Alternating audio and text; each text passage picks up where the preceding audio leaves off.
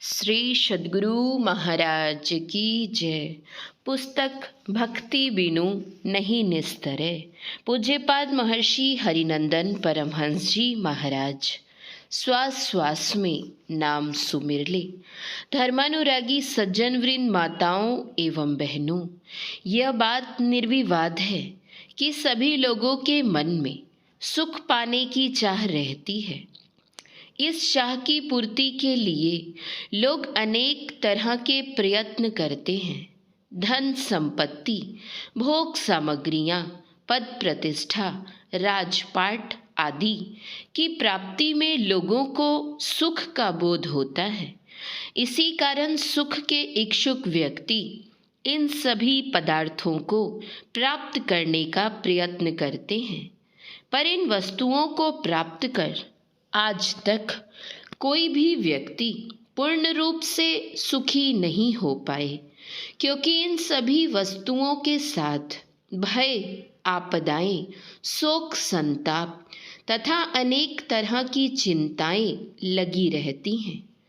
बहुत ऊंचे पद पर रहने वाले पदाधिकारी जो बहुत अधिक सुरक्षा के अंदर रहते हैं, वे भयभीत रहते हैं। उनका जीवन भी संकट में रहता है। उन्हें भी शोक युक्त तथा चिंतित होना पड़ता है। इस भय, आपदा तथा शोक संताप से बड़े बड़े राजा महाराजा भी बचकर रह नहीं पाते। किसी न किसी कारण से उन्हें भी भयभीत, शोकयुक्त तथा चिंतित होना पड़ता है।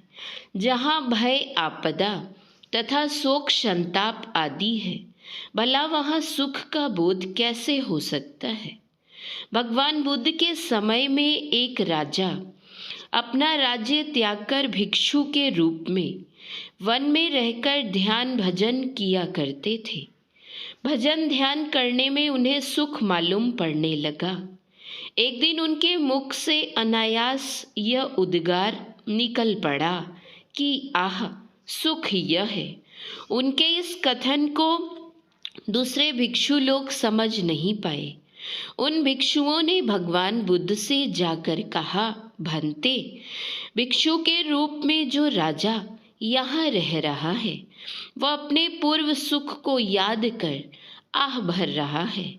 भगवान बुद्ध तो अंतर्यामी थे, लेकिन भिक्षुओं के भ्रम को दूर करने के लिए उन्होंने उस राजा से इसका कारण पूछा।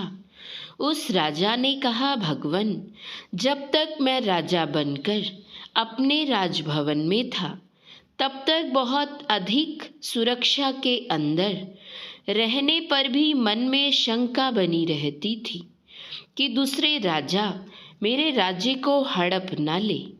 राज्य के कर्मचारियों से भी सशंकित रहता था कि कहीं ये लोग मेरे दुश्मनों से मिलकर मुझे संकट में न डाल दें। किंतु राज्य का परित्याग कर देने पर अब किसी तरह की सुरक्षा नहीं रहने पर भी मुझे किसी प्रकार का भय नहीं है। यहाँ ध्यान भजन करने से मुझे अपने अंदर में जो सुख मालूम पड़ता है, उसी के लिए मेरे मुख से अनायास यह शब्द निकल पड़ता है, आह, सुख तो यह है। इन सब बातों पर विचार करने से स्पष्ट हो जाता है कि राजपाट, धन संपत्ति आदि की प्राप्ति में वास्तविक सुख नहीं है, क्योंकि इस सुख के साथ दुख लगा रहता है। अगर राज्य सुख में पूर्णता होती तो भगवान उसका परित्याग क्यों करते। प्रश्न हो सकता है कि आखिर आपदा विहीन पूर्ण सुख है कहाँ। संतों का कथन है कि जिस सुख की प्राप्ति हो जाने पर फिर किसी प्रकार का दुख नहीं होता, वैसा सुख बाहर संसार में नहीं है। वह सुख सबके अंदर है। उस सुख की प्राप्ति के लिए जो युक्ति है, उसकी जानकारी संत सद्गुरु के बिना नहीं हो सकती।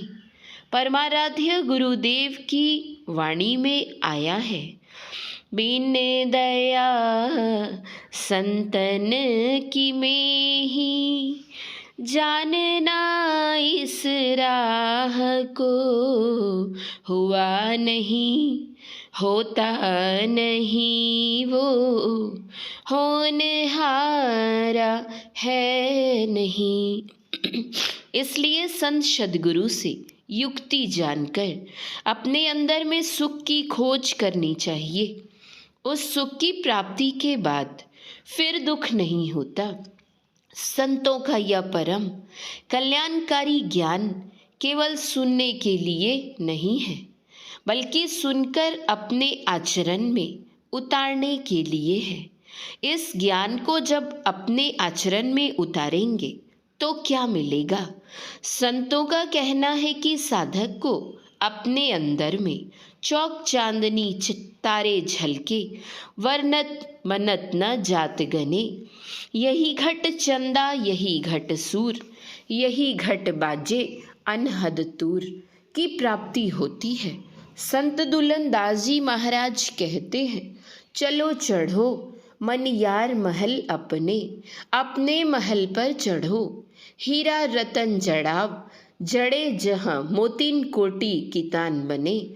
कहते हैं बाहर में थोड़ा सा साधन पाकर और के लिए ललचते हैं, लेकिन अपने अंदर के उस महल पर चढ़ो, तब देखो कि अपने अंदर में कितना धन है।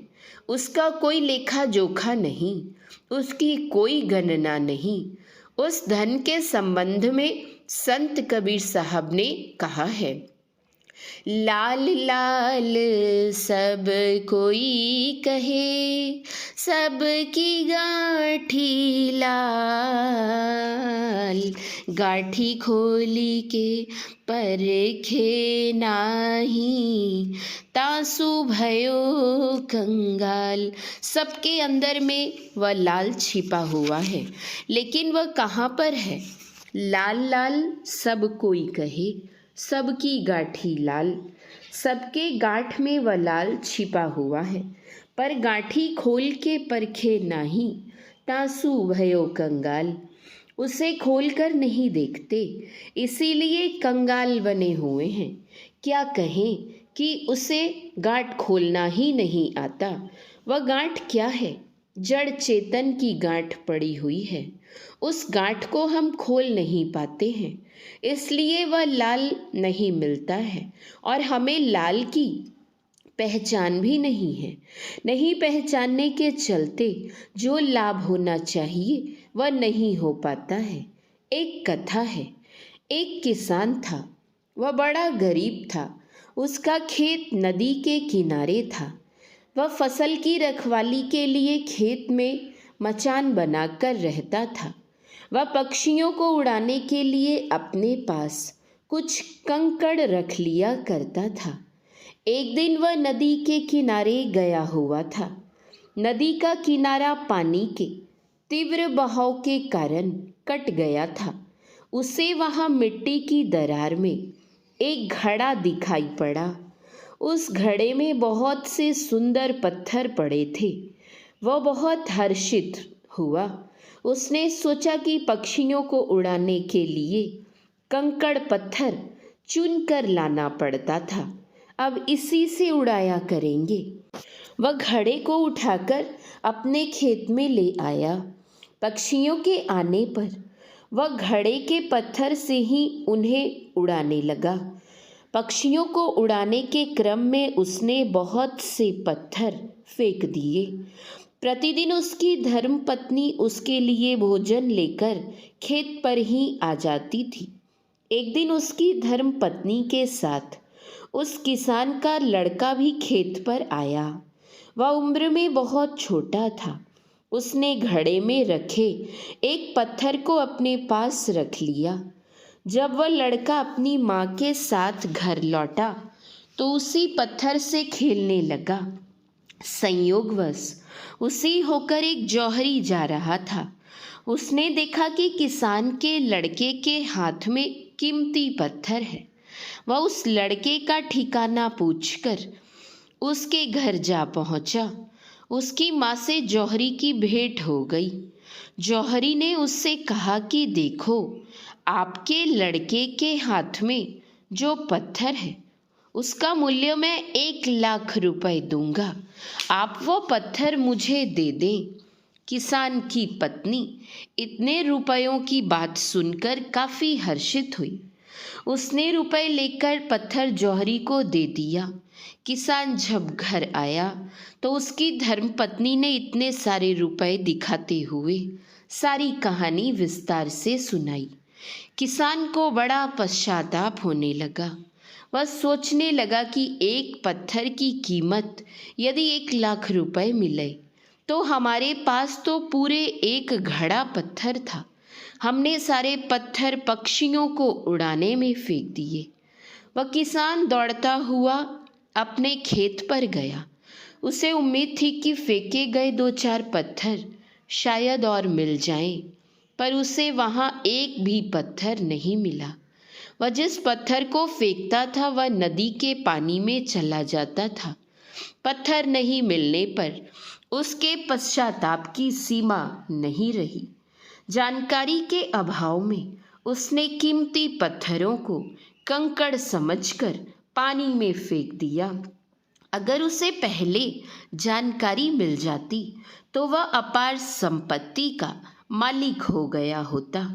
हम लोगों के शरीर रूपी घर में भी सांस रूपी लाल भरा हुआ है जो निकलता जा रहा है। संत कबीर साहब ने कहा है, कहता हूँ कहीं जात हूँ, कहूँ बजाए ढोल,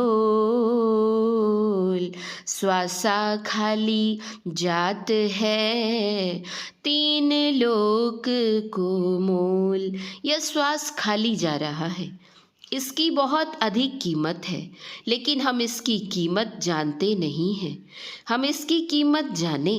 संत कबीर साहब ने कहा है, श्वास श्वास में नाम सुमिर ले, अवधि घटे तन की।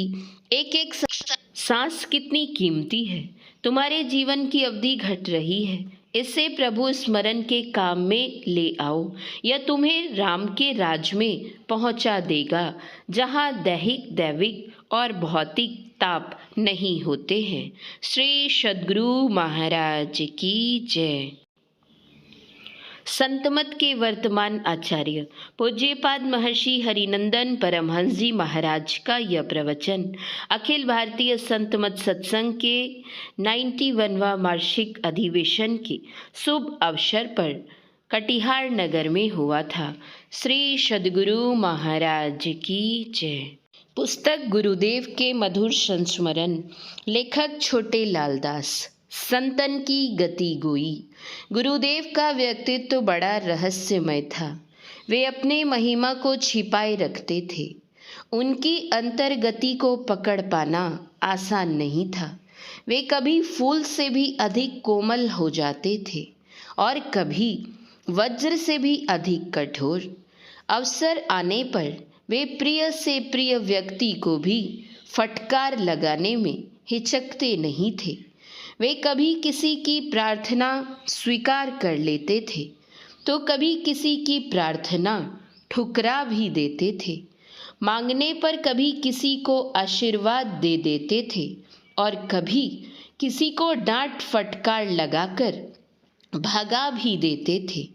कभी किसी से मीठे शब्दों में बातचीत करते थे तो कभी किसी के साथ कठोर रुख भी अपना लेते थे। कोई आगंतुक गुरुदेव से रोग मुक्ति का आशीर्वाद मांगते थे तो कभी आशीर्वाद दे देते थे और कभी कहते किसी डॉक्टर के पास जाओ, मैं डॉक्टर नहीं हूँ, मुझसे आध्यात्मिक जिज्ञासा करो, मैं उसका उत्तर दूंगा। एक दिन एक महिला ने गुरुदेव से प्रार्थना की कि बाबा मुझे संतान नहीं होती है, आशीर्वाद दीजिए। गुरुदेव कठोर भाव में बोले कि आपको संतान नहीं होती है तो मैं क्या करूं? महिला को पता लग गया कि उसकी मांग गुरुदेव को अच्छी नहीं लगी। वह प्रणाम करके चली गई। श्री सद्गुरु महाराज की जय। श्री सद्गुरु महाराज की जय।